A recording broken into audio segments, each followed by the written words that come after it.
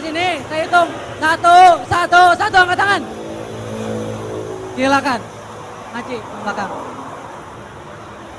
Sampaikan pertanyaannya dalam waktu 1 menit. Silakan. Baik, Assalamualaikum warahmatullahi wabarakatuh. Perkenalkan, nama saya Sartika Hanafi dari Universitas Islam Riau, jurusan Teknik Perminyakan.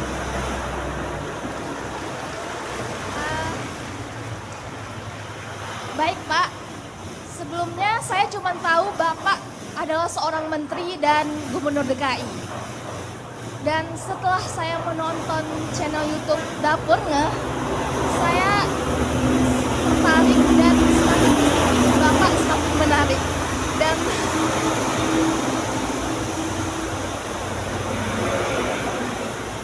Dan semoga Bapak bisa memimpin Indonesia yang kita cintai ini. Baik Pak, saya ingin menyampaikan keresahan saya. Jadi gini Pak, ketika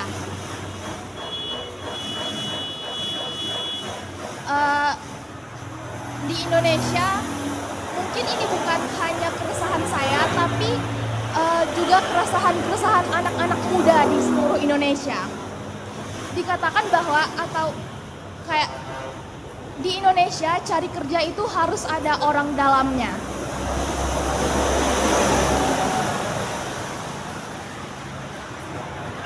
Perasaan tadi malam saya ngomong itu ya.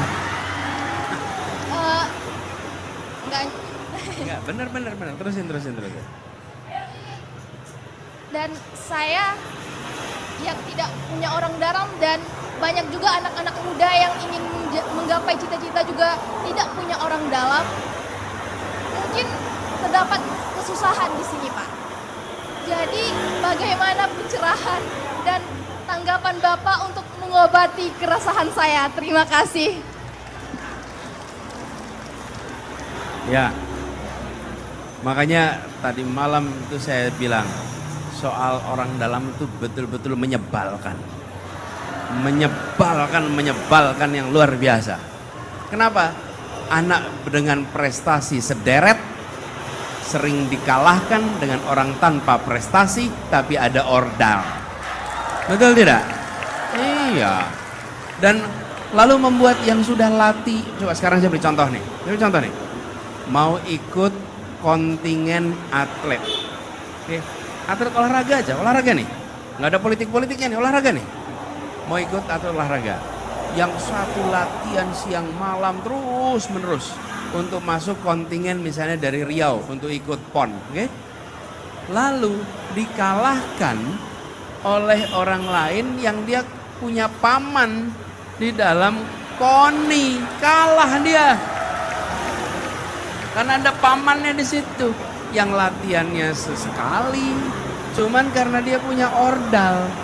Bayangkan frustrasinya yang latihan terus itu. Betul tidak? Ini yang harus dihentikan di Republik ini. Dan dihentikannya dari mana? Dimulai dari yang paling puncak. Yang paling puncak tidak mempraktekkan ordal-ordalan dalam semua urusan. Nah, nih, kenaikan pangkat di TNI tidak pakai orang dalam. Kenaikan pangkat di polisi tidak pakai orang dalam. Kenaikan di dalam ASN tidak pakai orang dalam, tapi pakainya meritokrasi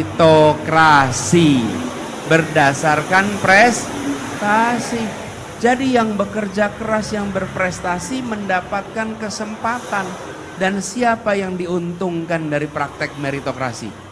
Negara kita yang diuntungkan. Kenapa? Karena kita akan mendapatkan orang-orang yang terbaik di tempat-tempat yang strategis. Betul tidak?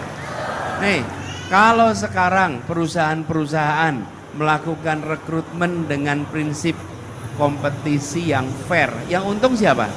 Perusahaannya. Dia nanti akan merekrut orang-orang yang berprestasi. Tapi kalau perusahaannya membiarkan pakai ordal, yang di dalam siapa jadinya? Iya, Yang pokoknya punya kenalan, punya kerabat, betul tidak? Betul, Pak. Jadi Tika, salah satu komitmen kami adalah kita ingin mengembalikan dan menjadikan meritokrasi sebagai prinsip yang paling dasar untuk Indonesia maju, untuk Indonesia berkembang. Tapi itu tidak bisa dimulai dari bawah, itu harus dimulainya dari atas. Kalau yang dari atas tidak mempraktekkan, maka yang di bawah juga tidak akan praktekkan. Ini saya ceritakan kemarin. Tadi malam saya bilang, keluhan dari guru-guru. Ketemu saya 2 mingguan yang lalu. Pak, ini kami guru-guru honorer direkrut jadi P3K. Tapi yang diangkat adalah mereka-mereka yang punya ordal. Siapa ordalnya? Misalnya pamannya kepala sekolah, kemudian keluarganya kepala dinas, ada yang baru diangkat. Yang tidak punya kerabat, tidak punya kenalan, nggak diangkat. Dan ketika diprotes, mereka menjawab, oh yang di Jakarta aja pakai ordal, kenapa kita nggak boleh pakai ordal, kata dia. Betul tidak? Karena itulah saya sampaikan, yang merusak sendi kehidupan bernegara adalah praktek-praktek orang dalam seperti ini. Itu tidak boleh diteruskan dan tidak boleh dibiarkan.